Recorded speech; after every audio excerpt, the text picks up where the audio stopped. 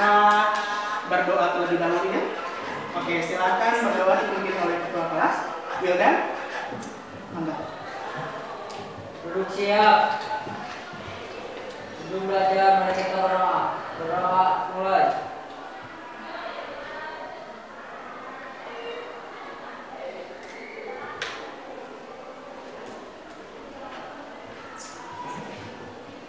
Berdoa selesai.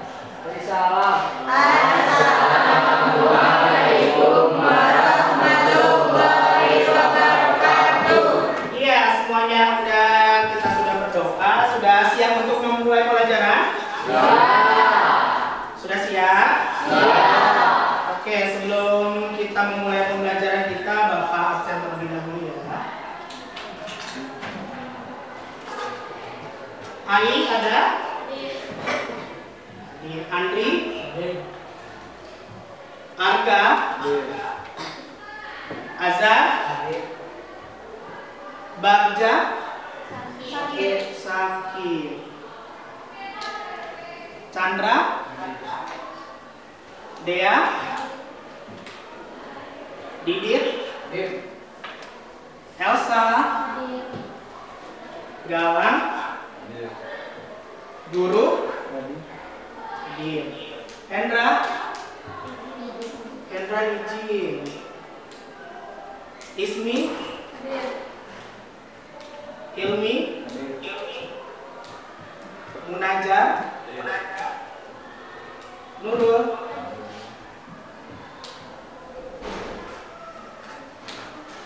Fahril?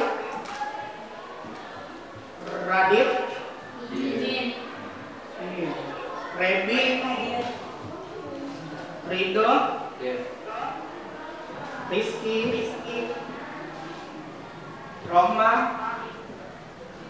Salsa? Sari? Cynthia? Susi? Izin. Susi izin kemana? Berobat katanya. Berobat. Oke. Iya. Wildan? Izin. Zahra? Oke, berarti yang masuk ada 25. Oke, hari ini kita masuk ke materi baru, yaitu kita masuk ke materi baru, yaitu mengenai peristiwa penting di Eropa. Nah, kenapa sih dibilang peristiwa penting di Eropa? Karena peristiwa-peristiwa ini merupakan peristiwa-peristiwa yang akan mengubah Eropa nantinya, yang akan membuat Eropa menuju ke wilayah atau ke zaman yang lebih modern. Nah, salah satu peristiwa penting di Eropa yang akan kita bahas pada hari ini adalah tentang Aufklärung. Aufklärung apa ya? Kita akan bahas bersama-sama. Baiklah. Tapi sebelum kita memulai pembelajaran kita,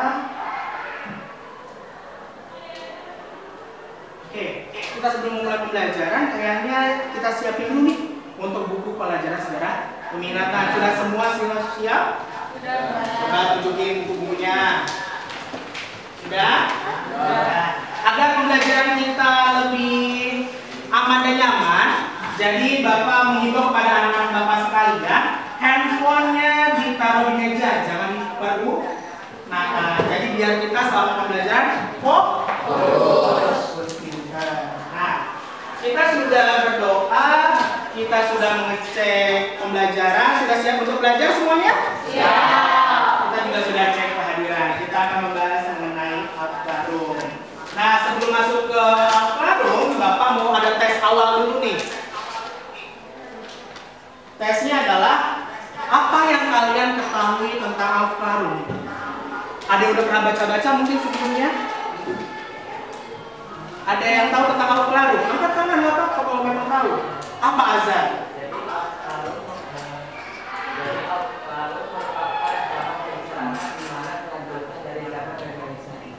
Iya, jadi kata Azhar teh zaman pencerahan. Ada lagi yang berbeda pendapat dengan Azhar?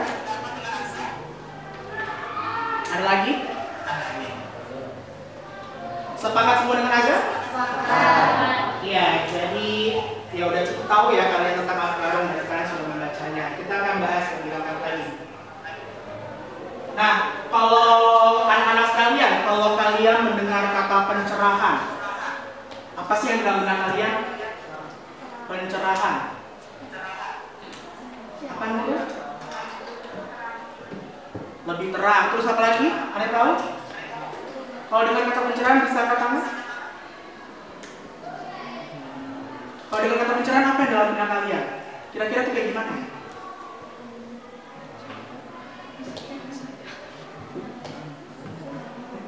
Lebih terang. Apa dia tadi ngomong? Hah? Lebih maju. Ada lagi nggak kalau kalian dengar lagi bahasa pencerahan?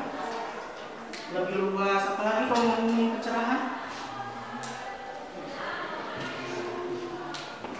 Jangan malu-malu, biasa nggak malu-malu. Bercahaya, apalagi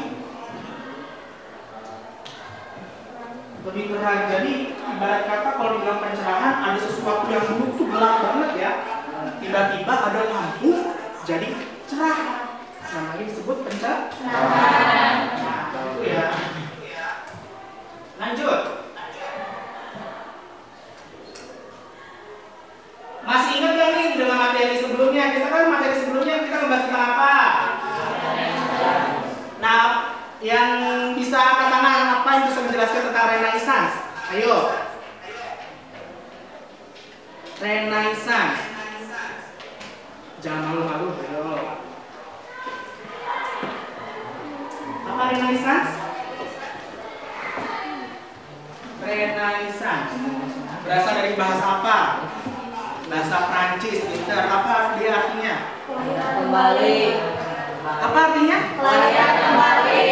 Iya, jadi Renaissance terdiri dari dua kata, ri dan naitre. Ri artinya kembali, naitre artinya lahir. Jadi Renaissance sudah digabungkan menjadi kelahiran kembali.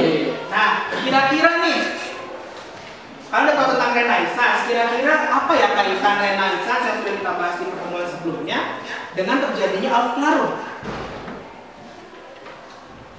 Ada nggak sih kaitannya kira-kira atau persamaannya? Kalau Renaissance apa, kalau Al-Qarun ada apa? Kira-kira tahu nggak kaitannya?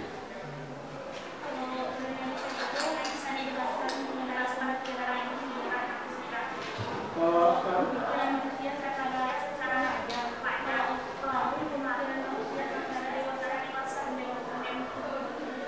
ada lagi yang berbeda pendapat dengan Nurul. Kata Nurul, Renaissance itu pemikirannya itu masih belum matang lah ibarat kata ya, masih remaja. Kalau Al-Qarun katanya pemikiran yang sudah dewasa. Ada lagi yang berbeda pendapat?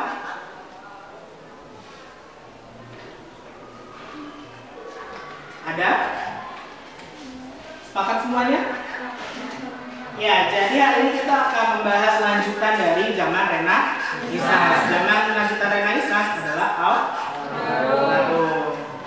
Nah, tapi sebelum kita membahas pembelajaran, Bapak ada mau memberikan quotes nih, ada kutipan-kutipan kalimat-kalimat motivasi bagi kalian. Jadi kan kalian udah belajar sejarah ya, bareng-bareng kan sama Bapak dari kelas 10.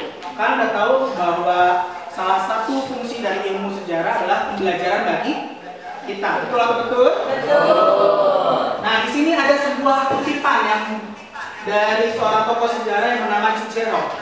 Historia es magistra vitae. Artinya adalah sejarah adalah guru yang terbaik. Sejarah itu merupakan sebuah pengalaman yang akan menjadikan kita bijaksana dan pintar. Artinya, sejarah itu membuat suatu bangsa menjadi arif bijaksana dan tidak akan mengulangi kesalahan-kesalahan yang pernah dilakukan oleh para pendahulunya atau kesalahan pada masa lalu. Nah, begitupun dengan harapan Bapak ketika kalian mempelajari Al-Qarun pada hari ini.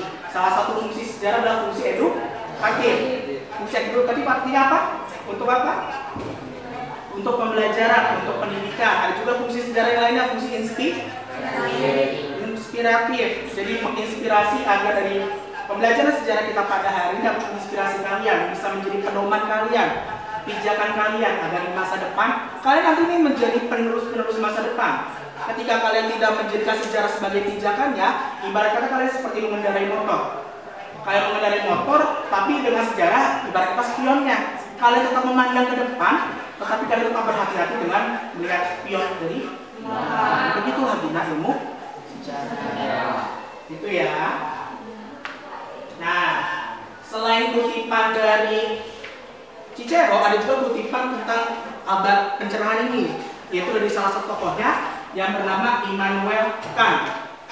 Nah, ada sebuah kutipan yang paling terkenal, artinya adalah sapere aude. Artinya beranilah berpikir sendiri. Di sini seorang Immanuel Kant, seorang filsuf dari Jerman, mengajak kita hingga hari ini untuk berani berpikir. Jangan sampai kalian itu berpikirnya tetap terkekang. Itu karena memang semangat dari abad pencerahan apa? Semangat dari abad pencerahan adalah revolusi dalam pemikiran. Nanti munculnya para filsuf-filsuf pemikir yang menjadi dasar modern dunia saat ini. Jadi kita harus berani berpikir sendiri. Nah, ini Bapak akan menjelaskan teknis pembelajaran kita pada hari ini. Jadi pembelajaran pada hari ini teknisnya kita akan membahas mengenai Al-Claro.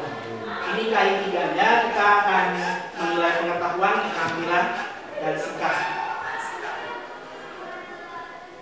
Ini kompetensi dasar dan indeks indikator pencapaian kompetensi. Bisa kalian baca.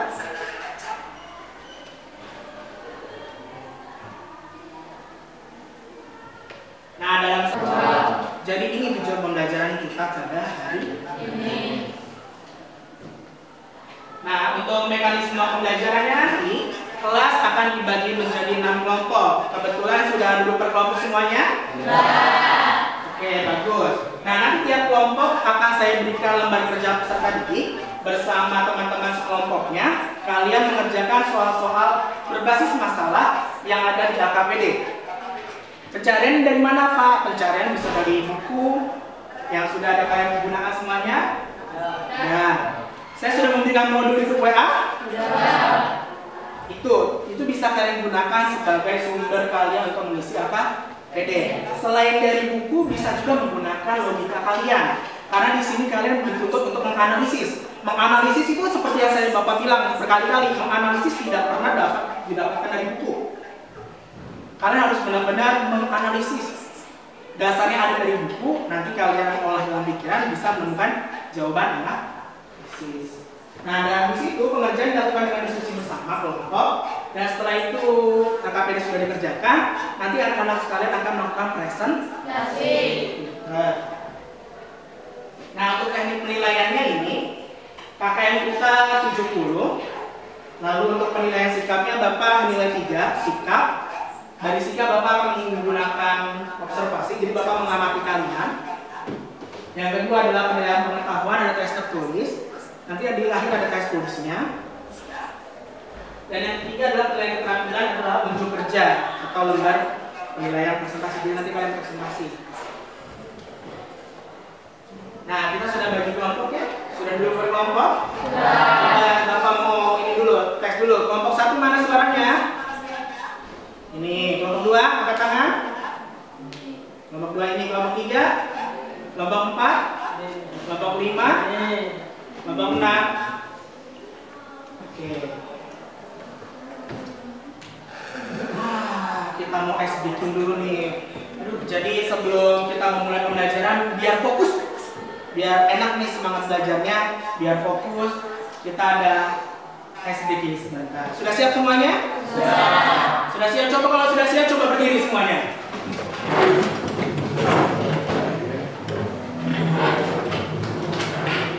Ya, sudah siap? Ini berdiri ya.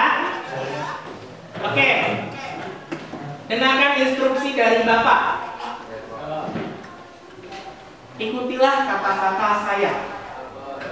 Ikutilah kata-kata saya. Ikutilah kata-kata Bapak. Ayam, ayam, bebek. Ayam, ayam, bebek. Bebek, bebek, ayam. Bebek, bebek, ayam. Berapa ayamnya? Berapa ayamnya? 3. Ayamnya 3. Ikuti Bapak. Ikuti Bapak. Gajah, gajah, bebek. Gajah, gajah, Bebek, bebek, gajah. Cacing. Berapa cacingnya? Berapa tadi? Berapa?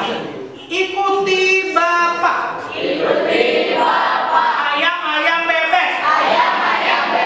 Berapa bebeknya? Jadi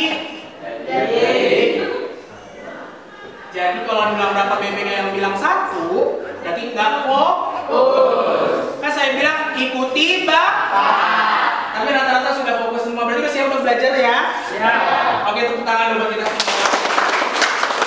Oke, jangan duduk. Sudah siap kita ini untuk belajar. Kita akan memulai pembelajaran kita pada hari ini. Jadi sebelum kita memulai pembelajaran kita pada hari ini, kalian akan menyimak video. Silakan disimak.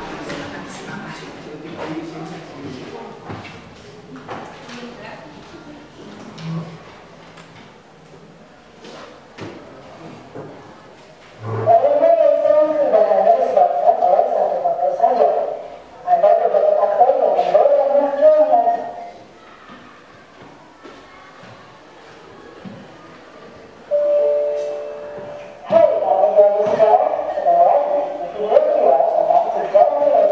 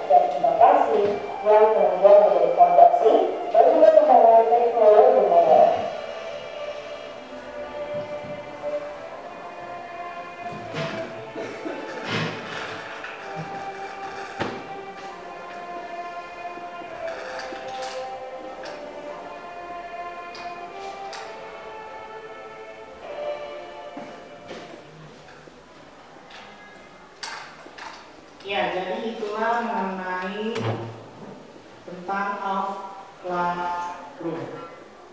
Dari video tadi ada yang masih mau memberikan review ringkasan tentang video yang kalian tonton tadi?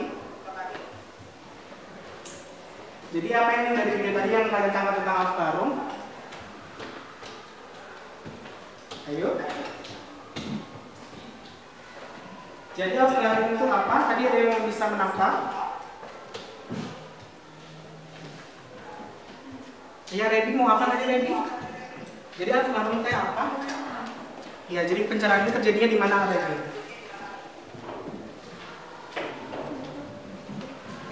Di mana Bi? Ayo, ya benar. Classroom itu pencerahan. Lagi yang kalian tangkap dari video tadi, Andri? Apa nih yang Andri tulis? Oh dia, apa ya? Oh, jadi katanya classroom itu salah satu bentuknya adalah kebebasan berpikir. Nanti dengan adanya kebebasan berpikir nanti munculnya siapa? Munculnya para filsuf dengan pemikiran-pemikirannya yang nanti akan membuat dunia jadi kayak gimana dengan pemikirannya itu? Apa dia? Lebih maju dan lebih berkembang. Oke, itu mengenai tentang classroom. Nah, kita akan memulai pembelajaran. Sebelum kita akan bagi kelompok, silakan anak-anakku sekalian bisa men-scan bahan ajar dan KKPD-nya di QR code. Sok mangga. Kalau nggak ada kuota, udah dikirim di grup juga. So kalau ada ini, maka di scan QR.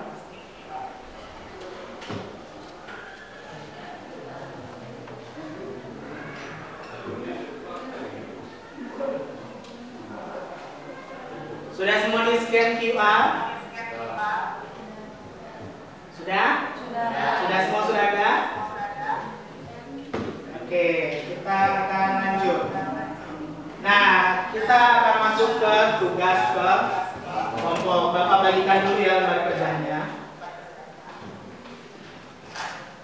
Ini untuk kelompok 1, kelompok 3 ya.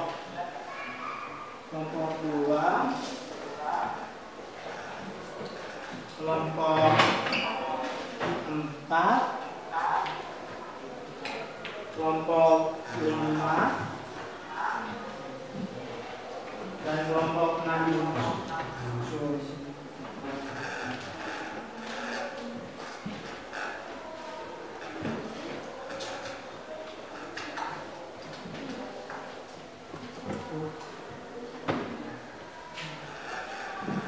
Oke, sudah semuanya KPD-nya sudah ada? Sudah bergabung dengan anggota kelompoknya? Nah, di sini kalian sudah mendapatkan lembar kerja peserta didik berkelompok. Jadi silakan amatilah LKPD yang kalian sudah dapatkan. Nah, di sini ada berbagai macam pertanyaan-pertanyaan. Silakan jawab pertanyaan ini sesuai dengan analisis kelompok kalian. Ingat, ini kita kerja kelompok, berkolaborasi. Jadi semua harus berperan. Jangan ada yang kerja, ada yang berkelompok. Jangan kayak gitu ya. Bisa?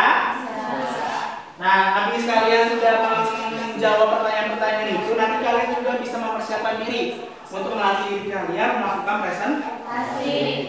Sudah siap semuanya? Sudah siap semuanya? Sudah. Oke, kalau sudah siap, silakan mengerjakan. Beri waktu kurang lebih 30 menit. Mantap.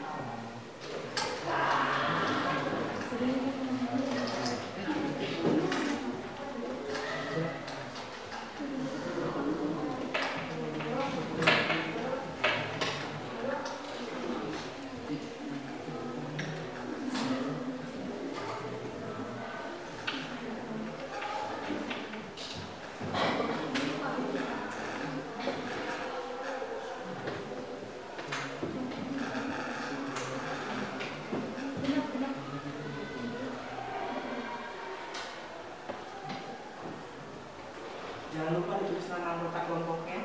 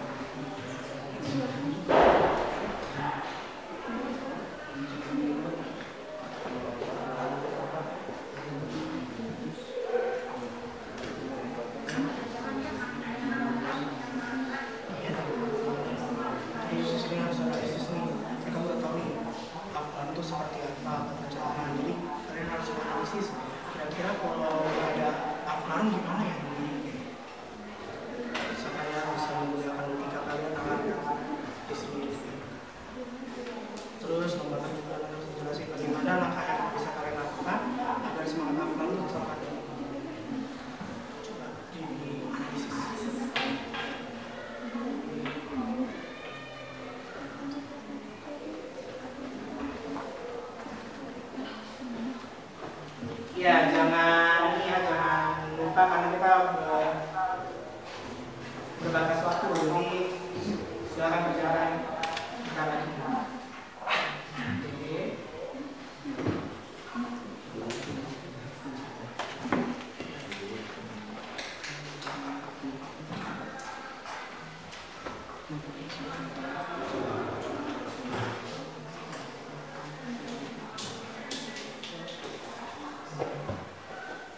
Kalau di modul nggak ada, bisa lihat di sumber belajar lainnya dari buku cetak.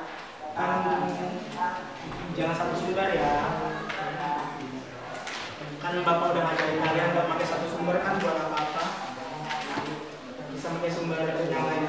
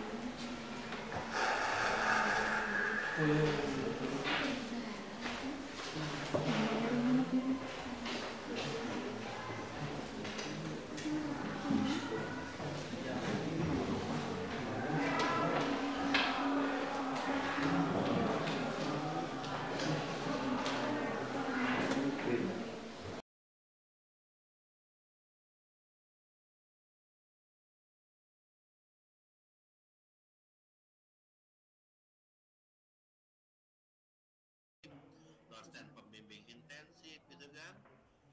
Asal siap seadanya saja ya. Anda itu sampai beres PPG ya, itu akan memiliki pahayul tentang profesi BK lebih dari 40 ya. Rek nengan PowerPoint 40 ke mana lu digratiskan gitu ya. Barang itu PPT itu adalah PPT terbaik dari dosen-dosen terbaik ya, dari dosen-dosen pakar ya. Contohnya begini ya, sebagai pembimbing saya pun kan memberikan intervensi bagaimana menyelenggarakan konseling individual. Tapi mohon Anda tahu, konseling individual itu bukan keahlian utama saya ya. Untuk semuanya ya, konseling individual itu bukan keahlian.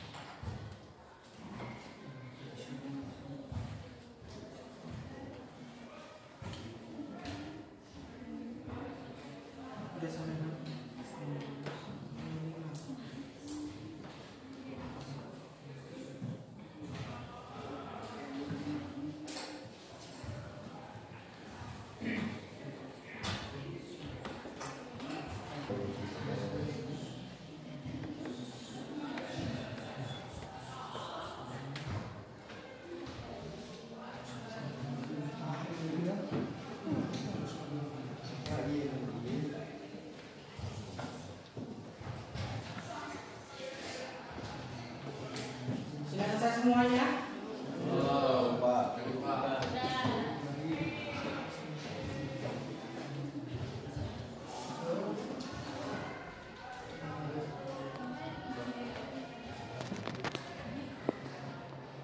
Ya, buang lagi.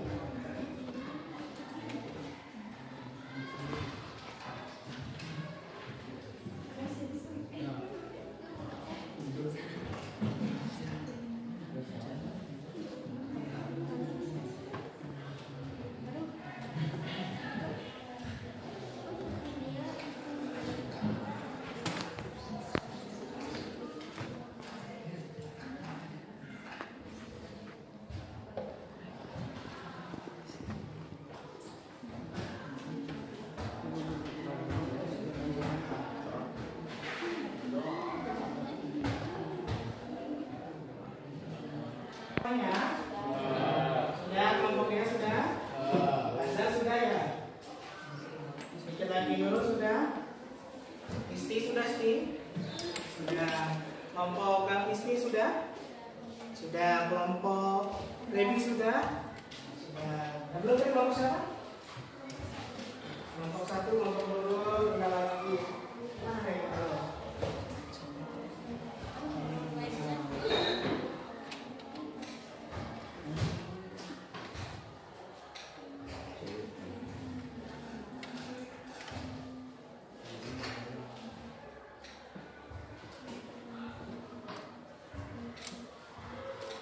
Kelompok 3.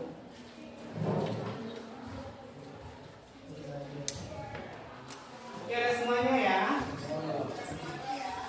Oke, kalau gitu kita udah latihan presentasi tadi. Udah latihan presentasi belum yang tadi? Sudah? Oke, berarti kita presentasi ya. Sudah siap semuanya? Baik, mana punya? Di tangan saya. Lanjut. Oke, kita lanjutnya adalah kita akan mempresentasikan hasil kerja dari lembar kerja peserta didik kelompok yang sudah kalian tadi tulis masing-masing. Sudah siap semuanya? Siapa yang mau duluan presentasi? Ayo, berani, biasanya berani. Ini di videoin malah takut. Ayo, siapa duluan? Biasanya pada rebut-rebut. Dea mau maju, kayaknya Dea sudah. Dea boleh maju. Silakan kelompok 3 dan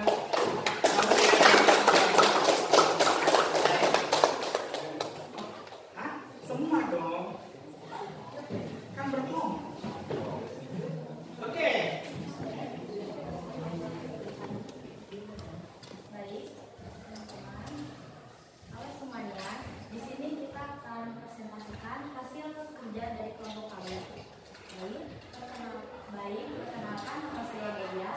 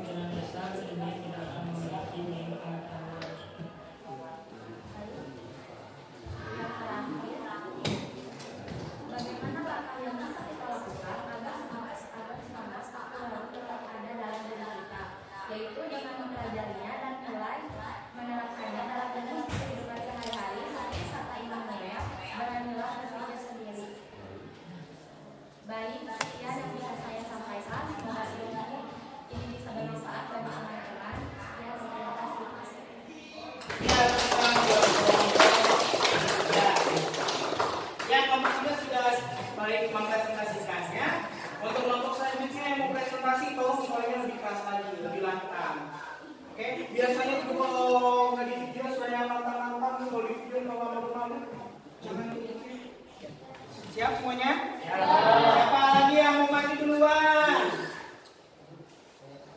Oke, Azam dan kawan-kawan, tepuk tangan dong.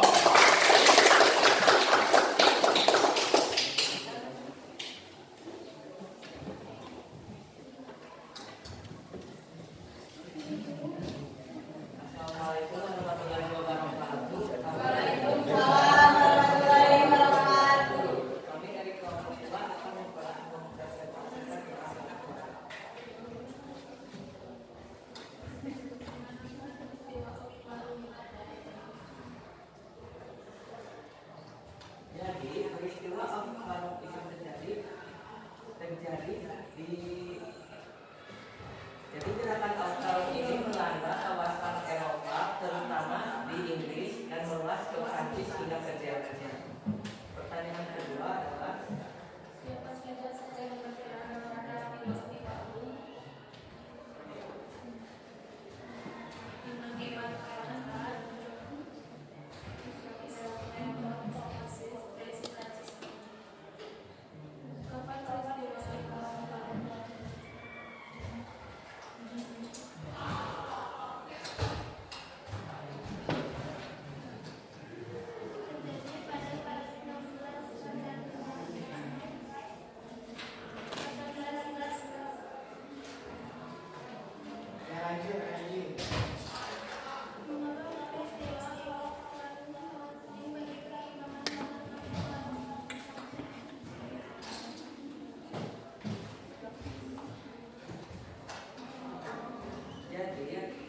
Kalung ini sangat penting bagi perkembangan ilmu pengetahuan. Dampaknya pada zaman ini munculnya yang penemuan baru dalam ilmu pengetahuan dan teknologi yang berdampak besar bagi umat manusia sampai hari ini. Yang kedua, munculnya para ilmuwan dan filsuf-filsuf yang menggagaskan pengetahuannya bagi kita. Bagi Indonesia sendiri, dampaknya yaitu terjadinya adanya politik etnis. Yang pertanyaan yang kelima adalah apa yang akan terjadi bila tidak ada peristiwa Australia di dunia ini? Jika tidak ada zaman masa Australia tidak terjadi pada saat ini, peradaban tidak akan maju karena sulitnya teknologi yang muncul. Tenaga manusia akan lebih mendominasi karena sulitnya teknologi. Ilmu pengetahuan akan terhenti karena belum ditemukan penemuan baru dan manusia belum menggunakan rasionya. Pertanyaan yang keenam adalah bagaimana langkah yang bisa kita lakukan agar semangat Australia tetap ada dalam diri kita? Yaitu yang ke-1, tetap mempelajari ilmu-ilmuwan para filsuf Eropa yang mengembangkan gagasan ilmunya. Yang kedua, kita harus menggunakan rasio semaksimal mungkin dan percaya kemampuan rasio manusia untuk menciptakan kemajuan dan kebahagiaan di dunia. Seperti halnya Immanuel mencetuskan prinsip masa Australia yaitu sapere aude. Yang ketiga, kita bekerja keras dan kita harus mengungkapkan pendapat berdasarkan fakta. Sekian dari kelompok 2. Terima kasih. Wassalamualaikum warahmatullahi wabarakatuh. Waalaikumsalam. Kelompok 2 untuk presentasinya. Jadi kita presentasinya 2 kelompok saja. Nanti kita yang lainnya saya nilainya dari KPD-nya. Oke?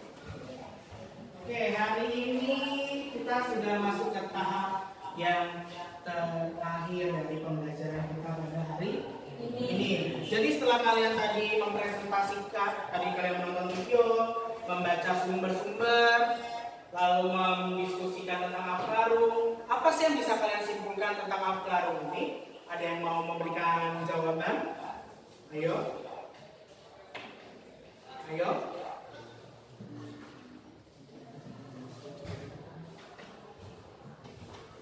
Apa istri mau?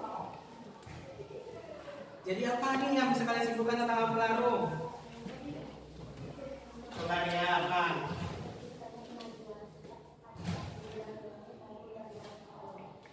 Cintanya kemajuan di bidang ilmu pengetahuan dan teknologi kalau menurut guru.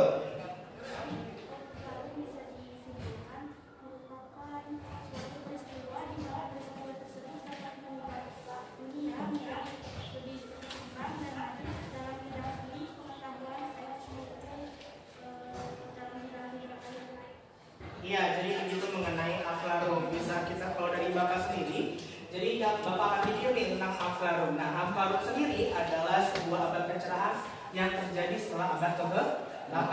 Nah, aflarum ini pertama kali terjadinya di Inggris. Nah, kenapa bisa terjadi di Inggris? Karena politiknya Inggris ini lebih cenderung stabil. Dengan adanya politik yang lebih cenderung stabil, maka untuk berpikir, untuk berinovasi pasti lebih baik. Bayangkan kalau negerinya sering perang.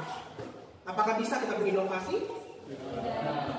Nggak bisa ya, boro-boro lah ibarat kata untuk bisa melakukan inovasi. Untuk menyelamatkan diri aja mereka pasti lebih berpikir untuk menyelamatkan ini. Nah, aflarum ini pertama kali terjadi di Inggris, lalu nanti menyebar ke seluruh wilayah Eropa, salah satunya nanti ke Prancis dan ke wilayah Jerman. Nah, yang paling hebat atau paling mantap nanti aflarumnya terjadi di Jerman dengan adanya tokoh yang bernama Immanuel Kant. Dengan apa slogan yang terkenal tadi? Sapere audealia, beranilah berpikir. Karena menurut Immanuel Kant, kita ketika pas abad ke-8 kita belum berpikir nih, kita masih didominasi oleh gereja. Makanya di sini Immanuel Kant mendorong kita untuk berani berpikir sendiri. Begitu mengenai aflarum. Nah, aflarum ini nanti mempunyai dampak. Dampaknya adalah apa? Salah satunya adanya berbagai macam aliran-aliran pemikiran, munculnya para filsuf-filsuf baru. Filsuf ini nanti mengeluarkan pemikiran, mengeluarkan inovasi menjadi pijakan dunia modern pada saat ini. Nah, di Indonesia ada nggak sih dampak aflarum? Ada. Dengan adanya apa tadi? Apa itu? Terjadinya politik etis. Politik etis itu kalian udah belajar sejarah Indonesia ya? Apa politik etis kebijakannya? Ada 3. Apa? Edukasi, terus? Irigasi, terus? Transmi? Kalau Bapak pakai rumus cerdasnya P3. Pertama, pendidikan, pengairan, perpindahan. Nah, menurut kalian kira-kira aflarum ini bisa terjadi di Indonesia gara-gara kebijakan yang mana? Dengan pendidikan kita tercerdaskan, tercerahkan, munculnya nanti para tokoh-tokoh yang mempelajari paham-paham baru ini untuk memodernisasi, mereformasi Indonesia. Nah, bagaimana perasaan kalian setelah diskusi kita pada hari ini? Ada yang sedih? Ada yang ini enggak ya? Kalau ibarat kayak zaman sekarang gabut enggak?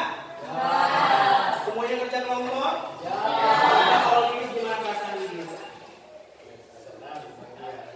Kenapa bahagia? Enak. Kenapa bisa enak? Enak. Tadi apa istinya? Apa aja? Sesuatu yang baru. Apalagi yang bisa perasaan kalian ketika belajar hari ini? Bismillah. Apa Fahril? Apa Bismillah? Membuka pengetahuan. Kenapa sih? Membuka pengetahuan baru dan perkembangan itu. Iya, jadi itu. Nah, di sini Bapak juga dengan aflarum kalian juga sangat merasakan dampaknya. Aflarum nanti melahirkan berbagai macam paham-paham, liberalisme, demokrasi. Bayangin kalau kita nggak ada aflarum pada saat ini. Kan gelap lagi, kita mungkin masih dikungkung oleh agama, kita tidak bisa berkembang, kita tidak bisa berekspresi. Betul nggak? Betul. Begitu. Jadi itulah konteks kekiniannya. Dengan adanya aflarum kita melahirkan demokrasi. Dengan demokrasi kita bisa bebas sebebasnya, tapi dengan aturan, tidak terkungkung oleh berbagai macam peraturan-peraturan yang seperti ada kegelapannya. Apa-apa yang nggak sihir mau jadi penyihir? Kan begitu. Nah, pertemuan selanjutnya kita akan membahas peristiwa penting kita yang keempat, yaitu mengenai reformasi gereja. Jadi nanti salah satu dampak dari Al-Qarum kan tadi pencerahannya. Nah, pencerahannya ini nggak cuma dalam ilmu pengetahuan dan teknologi, ternyata juga dalam keagamaan. Bagaimana nanti gereja-gereja, ada seorang tokoh gereja yang menganggap bahwa ajaran Katolik itu tidak sesuai dengan prinsip Alkitab.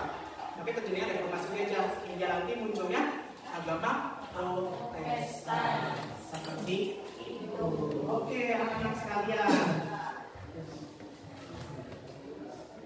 Nah, untuk menilai kalian paham atau enggak tentang materi kita pada hari ini, Bapak akan mengadakan kuis atau tes bagi kalian.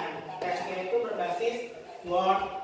Wah, silakan di-scan atau bisa lihat linknya di grup WhatsApp kelas 11 IPS 5.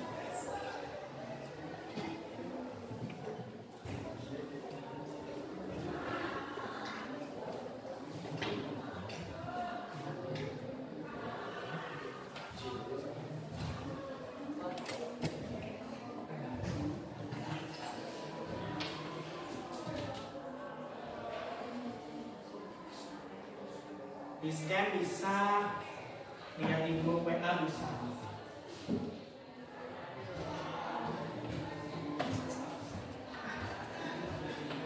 Silakan tulis namanya, nama dan kelas. Ya, sudah di-scan di sini. Ya, silakan. Dikerjakan waktunya 5 menit. Silakan dimulai.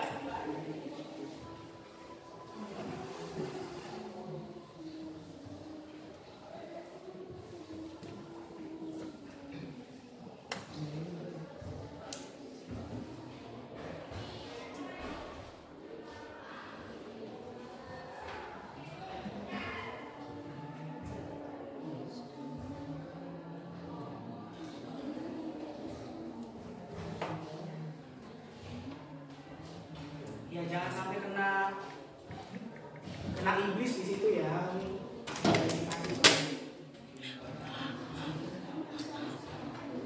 Ya. Jangan sampai kena iblisnya. Gimana cara?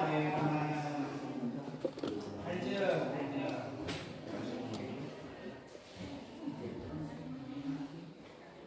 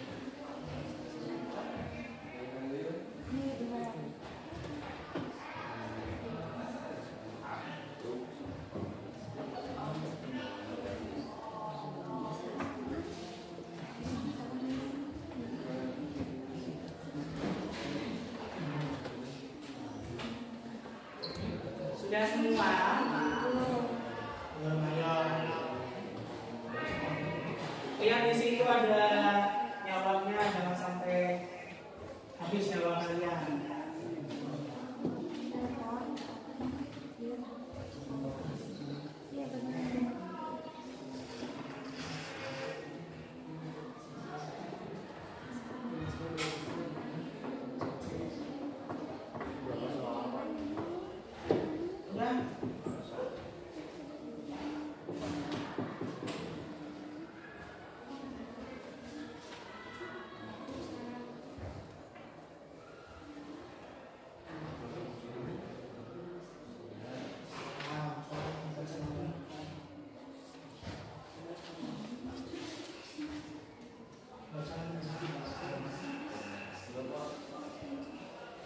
Rino sudah?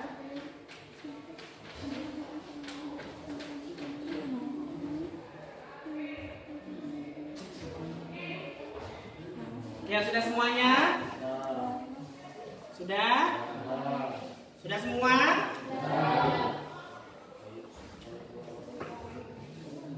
Sudah semua? Oke, Bapak lihat di sini ya, yang ranking 1 adalah jeng Bapak lihat nomor dulu. Ranking 1-nya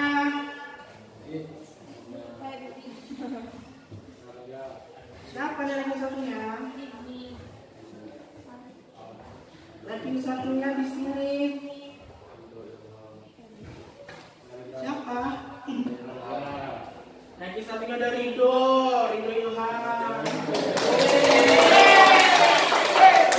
Ranking 2-nya ada Elsa. Ranking 3-nya ada Andri.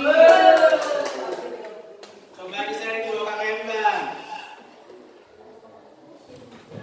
Ya masih ada di bawah KKM. Jadi kalau di bawah KKM berarti masih belum lulus kakak. Nggak apa-apa, nanti berlatih lagi, oke? Oke, tepuk tangan dong buat kalian semuanya. Ya, jadi itu saja pembelajaran kita pada hari ini. Semoga pembelajaran kita pada hari ini dapat bermanfaat bagi anak-anakku sekalian. Amin. Begitu aja. Jadi sebelum kita mengakhiri pembelajaran kita pada hari ini, silakan ucapkan alhamdulillah. Itu aja dari Bapak, silakan kalian rapi-rapi. Itu aja dari Bapak, terima kasih atas perhatiannya. Sampai jumpa di pertemuan selanjutnya.